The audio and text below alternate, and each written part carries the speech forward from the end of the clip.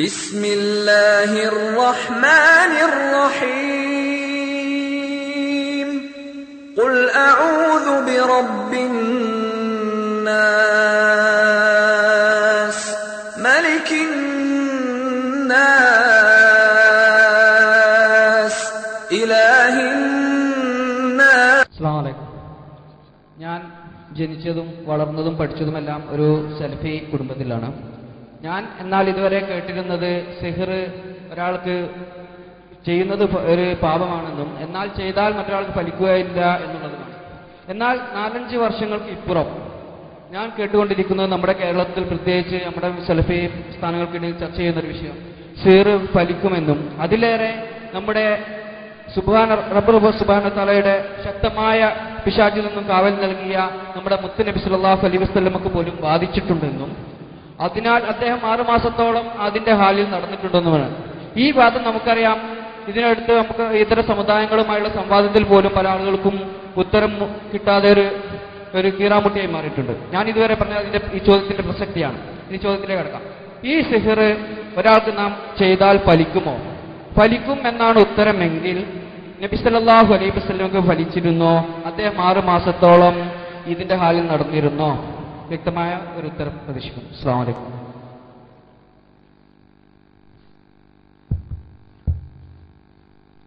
സിഹർ ഫലിക്കോ, ഫലിച്ചാൽ തന്നെ റസൂലുള്ളാഹിക്ക് ഫലിക്കോ എന്നുള്ളതാണ് സുഹൃത്തിന്റെ ചോദ്യം.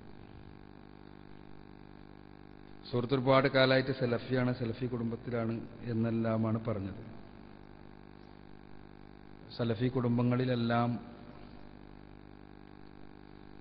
വായിക്കപ്പെടുന്ന, പരിശുദ്ധ ഖുർആൻ മനസ്സിലാക്കാൻ വേണ്ടി വായിക്കപ്പെടുന്ന, തലമുറകളായി വായിച്ചുകൊണ്ടിരിക്കുന്ന മുഹമ്മദ് അമാനി മൗലവിയുടെ ഖുർആൻ തഫ്സീറെങ്കിലും സുഹൃത്ത് വായിച്ചിരുന്നെങ്കിൽ ഈ ഒരു പ്രശ്നം ഉണ്ടാകുമായിരുന്നില്ല എന്നാണ് എനിക്ക് തോന്നുന്നത്. ആരൊക്കെയോ മറ്റുള്ളവരുമായുള്ള സംവാദത്തിൽ പോലും ആകെ ഈ ഒരു പ്രശ്നം കൊണ്ട് പ്രയാസപ്പെട്ടു എന്നാണ് എൻ്റെ സുഹൃത്തിൻ്റെ നിഗമനം. യഥാർത്ഥത്തിൽ മറ്റുള്ളവരുമായി കേരളത്തിൽ സലഫി ഭൂമികയിൽ സംവാദം നടത്തുന്ന ഒരാളാണ് ഞാൻ. എൻ്റെ അനുഭവത്തിൽ ഇതുവരെ റസൂലുള്ളാഹി സ്വല്ലല്ലാഹു അലൈഹി വസല്ലമക്ക് സിഹ്ർ ബാധിച്ചുവോ എന്ന വിഷയം ഞങ്ങളുടെ സംവാദങ്ങളിൽ ഒരു വിഷയമായി പോലും വന്നിട്ടില്ല. പിന്നെ എന്തിലും തങ്ങൾക്ക് ആവശ്യമായ വിഷയങ്ങൾ മെനഞ്ഞെടുത്ത് പ്രയാസപ്പെടുന്ന ആളുകളെ സംബന്ധിച്ചിടത്തോളം എല്ലാറ്റിലും വിഷയങ്ങൾ കണ്ടെത്താൻ കഴിഞ്ഞേക്കും. ഇവിടെ ഇസ്ലാമിനെ സംബന്ധിച്ചിടത്തോളം ഇസ്ലാം അതിൻ്റെ അടിത്തറകളായ പ്രമാണങ്ങൾ അനുസരിച്ചാണ് കാര്യങ്ങൾ സംസാരിക്കുക. ഇസ്ലാമിനെ സംബന്ധിച്ചിടത്തോളം നമുക്ക് മനസ്സിലാകാത്ത ഒരുപാട് വിഷയങ്ങളിലുള്ള വിശ്വാസവും ആ വിശ്വാസപ്രകാരമുള്ള ജീവിതവുമാണ് ഒരു മുസ്ലിമിന്റെ ജീവിതത്തിന്റെ അടിത്തറ. നമുക്ക് മലക്കുകളുടെ സാന്നിധ്യം അനുഭവപ്പെടുന്നില്ല. മലക്കുകൾ നമ്മുടെ അനുഭവത്തിലേ വരുന്നില്ല. പക്ഷേ മലക്കുകളിലുള്ള വിശ്വാസം ഇസ്ലാമിക വിശ്വാസത്തിന്റെ അടിത്തറയാണ്. അല്ലാഹു സുബ്ഹാനഹു വ തആല അവനിലുള്ള വിശ്വാസവും അങ്ങനെ തന്നെ. അള്ളാഹുവിന്റെ അസ്തിത്വം ആ അസ്തിത്വ രൂപത്തിൽ നമ്മുടെ അനുഭവത്തിൽ വരുന്നതല്ല. അള്ളാഹ് അതേപോലെ തന്നെയാണ് ഓരോ ഐബിയായ വിഷയങ്ങളും. അദൃശ്യമായ നമ്മുടെ അനുഭവത്തിനപ്പുറത്തുള്ള വിശ്വാസങ്ങളിൽ മലക്കുകളിലുള്ള വിശ്വാസം ഉദാഹരണമെടുത്താൽ ആ വിശ്വാസം എങ്ങനെ മലക്കുകൾ നമ്മൾ വിശ്വസിക്കണം? അതിനൊരു മുസ്ലിമിന്റെ അടുത്തുള്ള ഉത്തരം പരിശുദ്ധ ഖുർആനിൽ നിന്ന് നമ്മൾ മനസ്സിലാക്കണം. ഒപ്പം തന്നെ റസൂലുള്ളാഹി സ്വല്ലല്ലാഹു അലൈഹി വസല്ലമ എങ്ങനെ പഠിപ്പിച്ചുവോ അതിന്റെ അടിസ്ഥാനത്തിൽ മനസ്സിലാക്കണമെന്ന്. പരിശുദ്ധ ഖുർആനും റസൂലുള്ളാഹി സ്വല്ലല്ലാഹു അലൈഹി വസല്ലമയുടെ വചനങ്ങളും പ്രവാചകന്റെ ജീവിതവും പ്രവാചക കർമ്മങ്ങളും എന്താണോ ഈ കാര്യത്തിൽ പറഞ്ഞു തരുന്നത് അതാണ് നമ്മുടെ ഏത് കാര്യത്തിലും ഐബിയായ വിഷയങ്ങളിലുള്ള അദൃശ്യ വിഷയങ്ങളിലുള്ള നമ്മുടെ നാം എന്ത് വിശ്വസിക്കണം, എന്ത് ശരിയെന്ന് തീരുമാനിക്കണം, എന്ത് ശരിയല്ല എന്ന് തീരുമാനിക്കണം എന്നുള്ള വിഷയത്തിലുള്ള നമ്മുടെ പ്രമാണമല്ല. ആ പ്രമാണങ്ങൾ അനുധാവനം ചെയ്യുമ്പോഴാണ് ഒരാൾ മുസ്ലിമാകുന്നത്. പരിശുദ്ധ ഖുർആനും തിരുസുന്നത്തുമാകുന്ന പ്രമാണങ്ങൾ അത് നമുക്കിഷ്ടമുള്ളതെല്ലാം എടുക്കുകയും ഇഷ്ടമുള്ളതെല്ലാം ഒഴിവാക്കുകയും ചെയ്യുകയാണെങ്കിൽ അതിന് ഇസ്ലാം എന്നല്ല പറയുക. പരിശുദ്ധ ഖുർആനിൽ എനിക്കെല്ലാം ഉൾക്കൊള്ളാൻ കഴിയാത്ത ഒരുപാട് വചനങ്ങൾ. എനിക്കെന്ന് പറയുമ്പോൾ എന്റെ കേവലമായ ബുദ്ധിക്ക് ഉൾക്കൊള്ളാൻ കഴിയാത്ത വചനങ്ങളാണ് ഞാൻ ഉദ്ദേശിക്കുന്നത്. എന്റെ കേവലമായ യുക്തി കൊണ്ട് മാത്രമായി അപഗ്രഥിക്കാൻ സാധ്യമല്ലാത്ത ഒരുപാട് വചനങ്ങളാണ്. ഈ വചനങ്ങളൊന്നും ഞാൻ സ്വീകരിക്കില്ല എന്ന് ഞാൻ തീരുമാനിച്ചു കഴിഞ്ഞാൽ എന്നെ സംബന്ധിച്ചിടത്തോളം ഒരു മുസ്ലിമായി എനിക്ക് ജീവിക്കാൻ കഴിയില്ല. പരിശുദ്ധ ഖുർആൻ കഴിഞ്ഞാൽ ഒരു മുസ്ലിമിന്റെ അടുത്ത പ്രമാണമാണ് റസൂലുള്ളാഹി സ്വല്ലല്ലാഹു അലൈഹി വസല്ലമയുടെ സുന്നത്ത്. ഖുർആനും റസൂലുള്ളാഹിന്റെ സുന്നത്തും തമ്മിലുള്ള വ്യത്യാസം എന്താണ്? ഖുർആനും സുന്നത്തും പടച്ചവന്റെ വഹിയാണ്. പടച്ചവൻ റസൂലുള്ളാഹി സ്വല്ലല്ലാഹു അലൈഹി വസല്ലമക്ക് നൽകിയ ബോധനങ്ങളാണ് പരിശുദ്ധ ഖുർആനും റസൂലുള്ളാഹി സ്വല്ലല്ലാഹു അലൈഹി വസല്ലമയുടെ സുന്നത്തും. പരിശുദ്ധ ഖുർആൻ പക്ഷേ അള്ളാഹുവിന്റെ വചനങ്ങളാണ്. അള്ളാഹിന്റെ വചനങ്ങൾ തന്നെയാണ് ഖുർആൻ. റസൂലുള്ളാഹി സ്വല്ലല്ലാഹു അലൈഹി വസല്ലമയുടെ സുന്നത്ത് രേഖപ്പെടുത്തപ്പെട്ട ഹദീസുകൾ അള്ളാഹുവിന്റെ വചനങ്ങളല്ല. അള്ളാഹിന്റെ വചനങ്ങളുള്ള ഹദീസുകളുണ്ട്, അതിന് ഹദീസ് ഖുദ്സി എന്നാ പറയാം. അള്ളാഹിന്റെ വചനങ്ങളല്ല മറ്റു ഹദീസുകൾ. പിന്നെയോ അള്ളാഹു കൊടുത്ത ബോധനപ്രകാരം ഒന്നുകിൽ റസൂലുള്ള സംസാരിച്ചത്, അല്ലെങ്കിൽ റസൂലുള്ള പ്രവർത്തിച്ചത്, അതല്ലെങ്കിൽ റസൂലുള്ളാഹി സ്വല്ലല്ലാഹു അലൈഹി വസല്ലം അനുവദിച്ചത്. ഇതാണ് സുന്നത്ത്. ഇത് റസൂലുള്ളാഹിയിൽ നിന്നുള്ളതാണോ എന്നെങ്ങനെ മനസ്സിലാകും? റസൂലുള്ളാഹിയിൽ നിന്നുള്ളതാണോ എന്ന് മനസ്സിലാക്കുവാൻ മുസ്ലിം ലോകം കൃത്യമായി അപഗ്രഥിച്ചുകൊണ്ട് തീരുമാനിച്ച ഒരു പദ്ധതി പ്രകാരമാണ് ഹദീസുകൾ എന്ന ഒരു ഇസ്ലാമിന്റെ പ്രമാണം നിലനിൽക്കുന്നത് തന്നെ. അതിന് ഉസൂലുൽ ഹദീസ് എന്ന് പറയും. ഹദീസുകളെ അപഗ്രഥിക്കുന്ന ശാസ്ത്രം എന്നർത്ഥം. ഉസൂലുൽ ഹദീസിന്റെ പണ്ഡിതന്മാർ ഹദീസുകളെ കൃത്യമായി അപഗ്രഥിക്കുകയും അതിന്റെ അടിസ്ഥാനത്തിൽ സ്വീകാര്യമായത് എന്തൊക്കെയാണ്, സ്വീകാര്യമല്ലാത്തത് ഏതൊക്കെയാണ് എന്ന് വ്യക്തമായി കൃത്യമായി രേഖപ്പെടുത്തുകയും ചെയ്തിട്ടുണ്ട്. ഈ ഹദീസുകളിൽ സ്വീകരിക്കപ്പെടുവാൻ അർഹമാണ് എന്ന് വെറുതെ പറയുകയല്ല, മറിച്ച് അതിന് കൃത്യമായൊരു ശാസ്ത്രമുണ്ട്. ആ ശാസ്ത്രം എന്താണ്? റസൂലുള്ളാഹിയിൽ നിന്ന് ഒരു സഹാബി കേൾക്കുന്നു, ആ സഹാബിയിൽ നിന്ന് അടുത്തയാൾ കേൾക്കുന്നു, അടുത്ത തലമുറയിലുള്ളയാൾ, അടുത്ത തലമുറയിൽ നിന്ന് അടുത്ത തലമുറയിലുള്ളയാൾ കേൾക്കുന്നു, അടുത്ത തലമുറയിൽ അത് രേഖപ്പെടുത്തപ്പെടും. റസൂലുള്ളാഹിയിൽ നിന്ന് എ കേൾക്കുന്നു, എയിൽ നിന്ന് ബി കേൾക്കുന്നു, ബിയിൽ നിന്ന് സി കേൾക്കുന്നു, സിയിൽ നിന്ന് ഡി കേൾക്കുന്നു, ഡിയിൽ നിന്ന് രേഖപ്പെടുത്തുന്നു എന്ന് വിചാരിക്കുക. എങ്കിൽ ഇവർ ചെയ്തത്, ഉസൂൽ ഹദീസിന്റെ പണ്ഡിതന്മാർ ചെയ്തത്, എയുടെയും ബിയുടെയും സിയുടെയും ജീവചരിത്രം കൃത്യമായി പഠിക്കുകയാണ്, മനസ്സിലാക്കുകയാണ്. അതിനുവേണ്ടി മാത്രം ഒരു സയൻസ് തന്നെ മുസ്ലിം ലോകത്തുണ്ടായിട്ടുണ്ട്. ഞാൻ നേരത്തെ എന്റെ പ്രഭാഷണത്തിന്റെ തുടക്കത്തിൽ പറഞ്ഞ ഇസാബയെ പോലെയുള്ള ഗ്രന്ഥങ്ങൾ ആ സയൻസിന്റെ പ്രോഡക്റ്റാണ്. ഉലൂമുർ റിജാൽ എന്ന് പറയുന്ന ഒരു സയൻസ്, അഥവാ പ്രവാചകനിൽ നിന്ന് ഈ നിവേദനം ചെയ്ത ആളുകളുടെ ചരിത്രം പരിശോധിക്കുകയാണ്. ആ ചരിത്രം പരിശോധിച്ചിട്ട് അവരിൽ ആരെങ്കിലും എന്തെങ്കിലും കളവ് പറയുവാൻ ഒരു സാധ്യതയുമില്ല എന്ന് പൂർണ്ണമായി ബോധ്യപ്പെടുമ്പോൾ മാത്രമാണ് ഒരു ഹദീസ് സ്വഹീഹായി തീരുന്നത്, സ്വഹീഹായി നിശ്ചയിക്കപ്പെടുന്നത്. ഒരു ഹദീസ് സ്വഹീഹായി നിശ്ചയിക്കപ്പെട്ടു കഴിഞ്ഞാൽ അതിനർത്ഥം അത് റസൂലുള്ളാഹിയിൽ നിന്ന് ഉണ്ടായത് തന്നെയാണ് എന്ന്. ഒരു ഹദീസ് സ്വഹീഹായി നിശ്ചയിക്കപ്പെട്ട ഒരു ഹദീസ് അത് നമ്മൾ തള്ളിക്കളയുന്നു എന്ന് പറഞ്ഞാൽ അതിനർത്ഥം പരിശുദ്ധ ഖുർആനിൽ ഒരായത്ത് എനിക്ക് പറ്റൂല എന്ന് പറഞ്ഞ് ഞാൻ തള്ളിക്കളഞ്ഞാൽ അതിന്റെ അർത്ഥം എന്താ? പരിശുദ്ധ ഖുർആനിലുള്ള വേറെ ഒരൊറ്റ ആയത്തും എനിക്ക് സ്വീകരിക്കാൻ പറ്റൂല എന്നാണ്. എന്തുകൊണ്ടാണത്? പരിശുദ്ധ ഖുർആനിലെ ഒരു ആയത്ത് എന്റെ ബുദ്ധിക്ക് പറ്റൂല എന്ന് പറഞ്ഞ് ഞാൻ തള്ളിക്കളഞ്ഞു എന്ന് വിചാരിക്കുക. അതിനർത്ഥം പരിശുദ്ധ ഖുർആനിലെ 6200 ചില്ലാനം ആയത്തുകളിൽ വേറെ ഒന്നും എനിക്ക് സ്വീകരിക്കാൻ പറ്റില്ല. കാരണം ഈ ഒരായത്ത് ഉള്ളതുപോലെ തന്നെയാണ് ബാക്കി ആയത്തുകളും.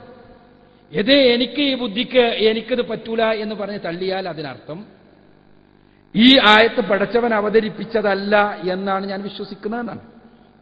ഈ ആയത്ത് പടച്ചവൻ അവതരിപ്പിച്ചതല്ലെങ്കിൽ വേറെയുള്ള ആയത്തെല്ലാം പടച്ചവൻ അവതരിപ്പിച്ചതാണെന്നുള്ളതിന് എന്താ തെളിവ്? ഈ ആയത്തിന്റെ അതേ ക്രെഡിബിലിറ്റി തന്നെയാണ് മറ്റായത്തുകൾക്കുള്ളൂ. ഈ ആയത്തിന്റെ നിലനിൽപ്പിന് എത്രത്തോളം വിശ്വാസ്യതയുണ്ടോ അത്ര തന്നെ മറ്റായത്തുകളുടെയും നിലനിൽപ്പിന് വിശ്വാസ്യതയുള്ളൂ. ഇതേപോലെ തന്നെയാണ് സ്വഹീഹായ ഒരു ഹദീസ് തള്ളുക എന്ന് പറഞ്ഞാൽ. സ്വഹീഹായ ഒരു ഹദീസ് അത് സ്വഹീഹാണ് എന്ന് പൂർണ്ണ ബോധ്യപ്പെട്ടതിന് ശേഷം അത് തള്ളിക്കളഞ്ഞാൽ അതിന്റെ അർത്ഥം സ്വഹീഹായ ഒരൊറ്റ ഹദീസും പിന്നെ സ്വീകരിക്കാൻ സാധ്യമല്ല എന്ന്. എന്തുകൊണ്ട്? സ്വഹീഹായ ഒരു ഹദീസ് നമ്മൾ തള്ളുമ്പോൾ അതിന്റെ അർത്ഥം എന്താണ്? ഈ സിഹത്ത് പരിശോധിച്ചുകൊണ്ട് നമുക്ക് ലഭിച്ചിട്ടുള്ള ഈ ഹദീസ് അത് യഥാർത്ഥത്തിൽ റസൂലുള്ളാഹിയിൽ നിന്നുണ്ടായതല്ല എന്ന് ഞാൻ വിശ്വസിക്കുന്നു എന്നാണ്. അത് റസൂലുള്ളാഹിയിൽ നിന്നുണ്ടായതല്ലെങ്കിൽ ഇതേ കാര്യത്തിൽ നിലകൊള്ളുന്ന ബാക്കി ഹദീസുകളോ ഇതേ തെളിവുകളേയുള്ളൂ മറ്റേ ഹദീസുകൾക്കും. മറ്റ് ഹദീസുകളും റസൂലുള്ളാഹിയിൽ നിന്നുണ്ടായതാണ് എന്ന് നമുക്ക് പറയാൻ ഇത്തെളിവ് തന്നെയുള്ളൂ. അപ്പൊ അതുകൊണ്ട് തന്നെ ആ ഹദീസുകളും തള്ളേണ്ടി വരൂ. ഒരൊറ്റ ഹദീസ് നമ്മൾ തള്ളിക്കളഞ്ഞാൽ സ്വഹീഹായ ഒറ്റ ഹദീസ് സ്വീകരിക്കാൻ കഴിയാത്ത അവസ്ഥാവിശേഷം ഉണ്ടാകും. ഈ സ്വഹീഹായ ഹദീസുകളിൽ തന്നെ വളരെ സ്ട്രിക്റ്റായി സിഹത്ത് പരിശോധിച്ചയാളാണ് ഇമാം ഇസ്മായിൽ ബുഖാരി, മുഹമ്മദ് ഇസ്മായിൽ ബുഖാരി.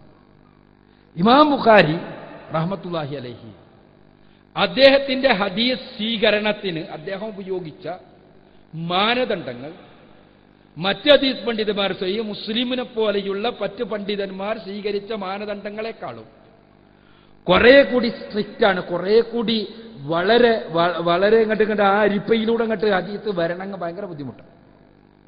അതുകൊണ്ടാണ് മുസ്ലിം ലോകം മൊത്തത്തിൽ അഹ്ലുസുന്നത്ത് വൽ ജമാഅത്ത് നാലാമത്തെ തലമുറ മുതൽ ഇന്ന് വരെ അഭിപ്രായ വ്യത്യാസമില്ലാതെ അംഗീകരിക്കുന്ന കാര്യമാണ്. നാലാമത്തെ തലമുറ മുതൽ ഇന്ന് വരെ അഹ്ലുസുന്നത്ത് വൽ ജമാഅത്തിൽ അഭിപ്രായ വ്യത്യാസമില്ലാതെ അംഗീകരിക്കുന്ന കാര്യമാണ് പരിശുദ്ധ ഖുർആൻ കിടിച്ചാൽ ഏറ്റവും അധികം സ്വീകാര്യമായ ഒരു ഗ്രന്ഥം സഹീഹുൽ ബുഖാരിയാണ്. എന്റെ സുഹൃത്ത് പറഞ്ഞ പ്രശ്നം സഹീഹുൽ ബുഖാരിയിലുള്ളതാണ്. ബുഖാരിയിലുള്ളതാണ് എന്ത് റസൂലുള്ളാഹി സ്വല്ലല്ലാഹു അലൈഹി വസല്ലമക്ക് ഒരു ജൂതൻ മാരണം ചെയ്തു എന്നും അതുകൊണ്ട് പ്രവാചകൻ സല്ലല്ലാഹു അലൈഹി വസല്ലമയ്ക്ക് ചില സംശയങ്ങൾ ഉണ്ടായി എന്നും ആ സംശയങ്ങളെക്കുറിച്ച് പ്രവാചകൻ സല്ലല്ലാഹു അലൈഹി വസല്ലമക്ക് വഹ്യു മുഖേന വിവരം ലഭിച്ചുവെന്നും അഥവാ രണ്ട് മലക്കുകളുടെ സംസാരം റസൂലുള്ളാഹി സ്വല്ലല്ലാഹു അലൈഹി വസല്ലമക്ക് അല്ലാഹു അത് മുഖേന അറിയിച്ചു കൊടുത്തെന്നും ആ അറിവനുസരിച്ച് റസൂലുള്ളാഹി സ്വല്ലല്ലാഹു അലൈഹി വസല്ലമ ഈ ഒരു പ്രശ്നത്തിന് പരിഹാരമായി ആ അറിവിന്റെ അടിസ്ഥാനത്തിൽ വഹീന്റെ അടിസ്ഥാനത്തിൽ റസൂലുള്ളാഹി സ്വല്ലല്ലാഹു അലൈഹി വസല്ലം പ്രവർത്തിച്ചു എന്നുമുള്ള കാര്യം സഹീഹുൽ ബുഖാരിയിലുള്ളതാണ്. ഈ ഹദീസ് തള്ളിക്കളഞ്ഞാൽ സ്വാഭാവികമായും ബുഖാരിയിലെ ബാക്കിയുള്ള ഹദീസുകൾ മുഴുവനും നമ്മൾ തള്ളേണ്ടി വരും. അപ്പോൾ എങ്ങനെ നമസ്കരിക്കണമെന്ന് നമ്മൾ അറിയണമെങ്കിൽ ഈ ഹദീസ് തള്ളുന്ന ആളുകൾക്ക് മറ്റു മാർഗങ്ങൾ നോക്കേണ്ടി വരും. എത്ര സക്കാത്ത് കൊടുക്കണമെന്ന് അറിയണമെങ്കിൽ മറ്റു മാർഗങ്ങൾ നോക്കേണ്ടി വരും. അതേപോലെ തന്നെ ഈ ഓരോന്നും. കാരണം ബുഖാരിയിൽ ഒറ്റ ഹദീസ് നമുക്ക് സ്വീകരിക്കാൻ കഴിയില്ല. ബുഖാരിയിൽ നിൽക്കില്ല. ബുഖാരിയേക്കാൾ അത്ര കുറച്ച് ബുഖാരി ഉപയോഗിച്ച മാനദണ്ഡങ്ങളെക്കാളും താഴെ വരുന്ന മാനദണ്ഡങ്ങൾ ഉപയോഗിച്ചിട്ടാണ് സിഹത്ത് പരിശോധിച്ചിട്ടുള്ളത് മുസ്ലിമിനെ പോലെയുള്ള നസായിയെ പോലെയുള്ള മറ്റ് ഹദീസ് ഗ്രന്ഥങ്ങൾ. ഈ ഹദീസ് ഗ്രന്ഥങ്ങളിലൊന്നും സ്വഹീഹാണ് എന്ന് പറഞ്ഞ ഒറ്റ ഹദീസ് നമുക്ക് സ്വീകരിക്കാൻ കഴിയില്ല. ഇനി നമ്മൾ ആലോചിച്ച് നോക്കുക, ഈ ഹദീസ് സ്വീകരിക്കുക വഴി ലോകത്ത് എന്റെ സുഹൃത്ത് പറഞ്ഞതനുസരിച്ച് ഏതോ മുസ്ലിം ഇസ്ലാമിന്റെ ശത്രുക്കളുമായി ആകെ തോറ്റുപോയി. റസൂലുള്ളാഹിയിൽ നിന്ന് ഈ ഹദീസ് ഉദ്ധരിക്കുന്നത് ഒരു സഹാബിയാണ്. ആ സ്വഹാബിയിൽ നിന്നൊരു താബിയാണ്. ആ താബിയിൽ നിന്നൊരു താബിയാണ്. ആ താബിയിൽ നിന്ന് അടുത്ത തലമുറയിൽ ഒരാളാണ്. അടുത്ത തലമുറയിൽ ഒരാളിരുന്ന് സഹീഹുൽ ബുഖാരിയാണ്. ബുഖാരിയിൽ നിന്ന് പിന്നെ അത് ഹദീസ് ഉദ്ധരിച്ചു വന്നത് ഈ ലോകത്ത് ഇന്ന് വരെയുള്ള ഏകദേശം 13 നൂറ്റാണ്ടുകളായിട്ടുള്ള ആളുകളാണ്, പണ്ഡിതന്മാരാണ്, മുസ്ലിം ചിന്തകന്മാരാണ്, മുസ്ലിം ബുദ്ധിജീവികൾ.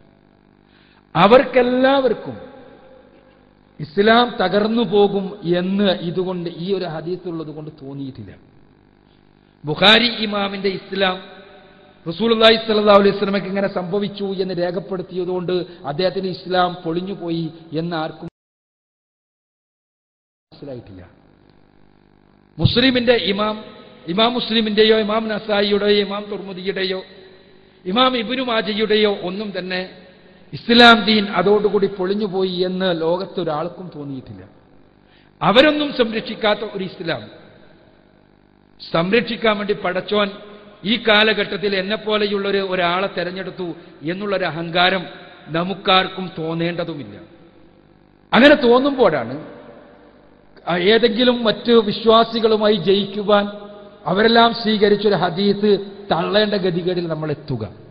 യഥാർത്ഥത്തിൽ അതിൻ്റെ ഒരു ആവശ്യമില്ല. റസൂലുള്ളാഹി സ്വല്ലല്ലാഹു അലൈഹി വസല്ലമക്ക് സിഹ്ർ ബാധിച്ചു എന്ന് വന്നു കഴിഞ്ഞാൽ പ്രവാചകന്റെ മഹത്വമോ അല്ലെങ്കിൽ ഇസ്ലാമിന്റെ അജയ്യതയോ ഒരു തലത്തിലും തകരുന്നില്ല എന്നുള്ളതാണ് യാഥാർത്ഥ്യം. അത് ഇസ്ലാമിന്റെ അജയ്യതയെക്കുറിച്ച് അറിയാത്ത, ഇസ്ലാമിന്റെ അജയ്യത എന്ന് പറഞ്ഞാൽ നമ്മുടെ യുക്തിയിൽ ഇസ്ലാം സ്ഥാപിക്കുന്ന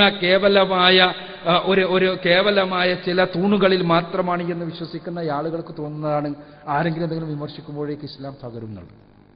നമ്മൾ ആലോചിച്ച് നോക്കുക, ഈ ഹദീസ് ബുഖാരിയിലും പിന്നെ മറ്റ് ഹദീസ് ഗ്രന്ഥങ്ങളിലുമെല്ലാം തലമുറകളായിട്ടുണ്ട്. റസൂലുള്ളാഹി സ്വല്ലല്ലാഹു അലൈഹി വസല്ലമക്കെതിരെ എഴുതപ്പെട്ട അനവധി വിമർശന ഗ്രന്ഥങ്ങളുണ്ട്. ഈ ഗ്രന്ഥങ്ങളിൽ നിരവധി റസൂലുള്ളാഹിന്റെ കാലം മുതൽക്ക് ഇന്ന് വരെ എഴുതപ്പെട്ട ഗ്രന്ഥങ്ങൾ. ഈ ഗ്രന്ഥങ്ങളിൽ ഒന്നും പ്രധാനപ്പെട്ട പ്രവാചക വിമർശനങ്ങളിൽ ഒന്നായി ഹദീസ് എടുത്തു കൊടുത്തിട്ടില്ല. എന്തുകൊണ്ടെന്നാൽ ആ ഹദീസ് കൊണ്ട് ഒന്നും സ്ഥാപിക്കാൻ കഴിയില്ല എന്ന് ഇസ്ലാമിന്റെ ശത്രുക്കൾക്ക് കൃത്യമായിട്ട് അറിയാം. പക്ഷേ നമ്മളെ സംബന്ധിച്ചിടത്തോളം നമുക്ക് പലപ്പോഴും റസൂലുള്ളാഹിയിൽ നിന്നൊരു കാര്യമുണ്ടായാൽ അത് നമ്മുടെ ബുദ്ധിക്ക് ഉൾക്കൊള്ളുന്നില്ല എന്ന് വന്നാൽ അത് തള്ളിക്കളയണമെന്നൊരു ടെൻഡൻസി പൊതുവെ നമ്മളിൽ ഉണ്ടാക്കാൻ വേണ്ടി ഇസ്ലാമിന്റെ ശത്രുക്കൾ ശ്രമിച്ചിട്ടുണ്ട്. അതിനൊരു കാരണമുണ്ട്. ഹദീസുകളെ തകർത്ത് കളഞ്ഞാൽ മാത്രമേ യഥാർത്ഥത്തിൽ ഇസ്ലാമിക സമൂഹത്തെ റസൂലുള്ളാഹിയിൽ നിന്ന് അകറ്റാൻ കഴിയൂ എന്ന് കൃത്യമായി അറിയുന്നവരാണ് ഇസ്ലാമിന്റെ ശത്രുക്കൾ. ആ ശത്രുക്കൾ ഉണ്ടാക്കിയ ഒരു തന്ത്രമാണ് സത്യത്തിൽ ഹദീസുകളുടെ നിഷേധം പല തലങ്ങളിൽ. അത് പ്രവാചകന്റെ കാലം കഴിഞ്ഞ ഉടനെ ഉസ്മാൻ റളിയല്ലാഹു അൻഹുവിന്റെ കാലത്ത് തന്നെ തുടങ്ങിയിട്ടുണ്ട് എന്നുള്ളതാണ് യാഥാർത്ഥ്യം. പിന്നെ സിഹർ ഫലിക്കുമോ എന്ന് ചോദിച്ചാൽ പിന്നെ ഞാൻ ചെയ്താൽ എന്നല്ലാണ് എൻ്റെ സുഹൃത്ത് പറഞ്ഞത്, ആവേശത്ത് പറഞ്ഞതായിരിക്കും. ഒരിക്കലും മുസ്ലിമിനെ സിഹർ ചെയ്യാൻ പാടില്ല. ഒരു മുസ്ലിം സിഹർ ചെയ്യാൻ പാടില്ല. വൻ പാപങ്ങളിൽ ഒന്നാണ് സിഹർ. അങ്ങനെ ചെയ്യുന്നത് വൻ പാപമാണ്. അങ്ങനെ ചെയ്തു കഴിഞ്ഞാൽ വല്ലതും സംഭവിക്കുമോ? വല്ലതും സംഭവിക്കൂല എന്ന് പറയാൻ സുഹൃത്തിന്റെ അടുത്ത് എന്താ തെളിവുള്ളത്? സംഭവിക്കൂല എന്ന് നമ്മൾ യുക്തി ഉപയോഗിച്ചിട്ടാണല്ലോ പറയുന്നത്. യുക്തി ഉപയോഗിച്ച് പറയാൻ എന്ത് തെളിവാണുള്ളത്? എന്തുകൊണ്ടെന്നാൽ ഞാൻ അങ്ങനെ ചോദിക്കുന്നത്, പുതിയ സയൻസുകൾ ഉണ്ടായി വരുന്നൊരു കാലഘട്ടത്തിലാണ് നമ്മൾ ജീവിക്കുന്നത്. പുതിയ സയൻസുകൾ എന്ന് പറയുമ്പോൾ നിങ്ങൾക്ക് തന്നെ അറിയാം, നമ്മൾ പിന്നെ മെസ്മറുടെ കാലഘട്ടത്തിന് മുമ്പ് അല്ലെങ്കിൽ മെസ്മറുടെ കാലവും കഴിഞ്ഞ് യഥാർത്ഥത്തിൽ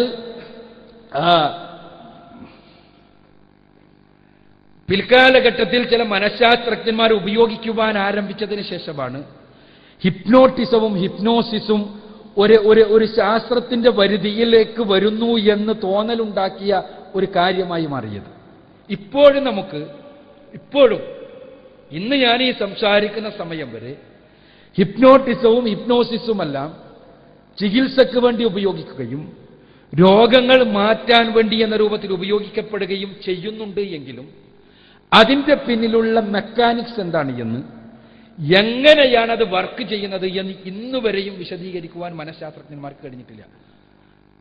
എങ്ങനെയാണ് ഹിപ്നോസിസ് വർക്ക് ചെയ്യുന്നത്, എന്താണ് അതിന്റെ പിന്നിലുള്ള യഥാർത്ഥത്തിലുള്ള മെക്കാനിക്സ് എന്ന് 100% വിശദീകരിക്കാൻ കഴിഞ്ഞിട്ടില്ല. നമുക്ക് വിശദീകരിക്കാൻ കഴിയുന്നില്ല എന്നുള്ളത് കൊണ്ട് മാത്രം ഒരു കാര്യം ഇല്ലാതാകുന്നില്ല എന്നതിനുള്ള ഏറ്റവും വലിയ നമ്മുടെ കാലഘട്ടത്തിൽ തന്നെയുള്ള ഒരു തെളിവാണിത്. ഇതേപോലെ നമുക്കറിയാത്ത പലതും ഉണ്ടാകാൻ ദുനിയാവിൽ, അത് ഉണ്ട് ഇല്ല എന്നുള്ള കാര്യത്തിൽ ഒരു മുസ്ലിമിന്റെ മുന്നിൽ ഉള്ള തെളിവ് റസൂലുള്ളാഹി സ്വല്ലല്ലാഹു അലൈഹി വസല്ലമയിലൂടെ അത് സ്ഥിരീകരിക്കപ്പെട്ടിട്ടുണ്ടോ ഇല്ല എന്നതാണ്. റസൂലുള്ളാഹി സ്വല്ലല്ലാഹു അലൈഹി വസല്ലമ സിഹ്ർ ചെയ്യാൻ പാടില്ല എന്ന് പഠിപ്പിച്ചതോടുകൂടി മുസ്ലിമിന്റെ 1-ാമത്തെ അധ്യായം കഴിഞ്ഞു. ഒരിക്കലും മുസ്ലിം സിഹ്ർ ചെയ്യാൻ പാടില്ല. ഇനി റസൂലുള്ളാഹി സ്വല്ലല്ലാഹു അലൈഹി വസല്ലമ അദ്ദേഹത്തിന് ഇങ്ങനെ സംഭവിച്ചതായി പ്രവാചകൻ പറയുകയും ആ പറഞ്ഞത് കേട്ട സഹാബിമാരത് പഠിക്കുകയും സഹാബിമാർ താബീകൾക്ക് പറഞ്ഞു കൊടുക്കുകയും എല്ലാം ചെയ്തിട്ടുണ്ട് എന്ന് നമുക്ക് ഉറപ്പാകുമ്പോൾ അതോടുകൂടി പ്രവാചകൻ അടക്കം ഇത് സംഭവിക്കാം, ഇങ്ങനെ ഫലിക്കാനുള്ള സാധ്യതയുണ്ട് എന്ന് മനസ്സിലാകും. അങ്ങനെ ഫലിച്ചു കഴിഞ്ഞാൽ എന്ത് ചെയ്യണം? റസൂലുള്ളാഹി സ്വല്ലല്ലാഹു ഫലിച്ചു എന്ന് തോന്നിയാൽ എന്ത് ചെയ്യണം? അതിന് റസൂലുള്ളാഹി സ്വല്ലല്ലാഹു അലൈഹി വസല്ലം മാർഗങ്ങൾ പറഞ്ഞു തന്നു. ഏത് സന്ദർഭത്തിലും മുസ്ലിം ചെയ്യേണ്ട പ്രാർത്ഥനകളും ഇങ്ങനെ തോന്നിക്കഴിഞ്ഞാൽ മുസ്ലിം പ്രത്യേകമായി പ്രാർത്ഥിക്കേണ്ട കാര്യങ്ങളുമെല്ലാം റസൂലുള്ളാഹി സ്വല്ലല്ലാഹു അലൈഹി വസല്ലം പഠിപ്പിക്കുകയും ചെയ്തു. അവിടെ നിൽക്കലാണ് പ്രവാചകനിൽ നിന്ന് മതം പഠിക്കുന്ന ഒരു മുസ്ലിമിനെ സംബന്ധിച്ചിടത്തോളം ചെയ്യേണ്ടത്, ചെയ്യാവുന്നത് എന്നുള്ളതാണ് യാഥാർത്ഥ്യം. അതുകൊണ്ട് തന്നെ ഹദീസുകൾ നിഷേധിക്കുവാൻ എളുപ്പമാണ്. പക്ഷേ നിഷേധിച്ചു കഴിഞ്ഞാൽ അതുവഴി ഇസ്ലാമിനെ തന്നെ നിഷേധിക്കലാകും എന്ന് തിരിച്ചറിയുവാൻ നമുക്ക് കഴിയണം എന്ന് മാത്രമാണ് എനിക്ക് ആ വിഷയത്തിൽ സൂചിപ്പിക്കാനുള്ളത്.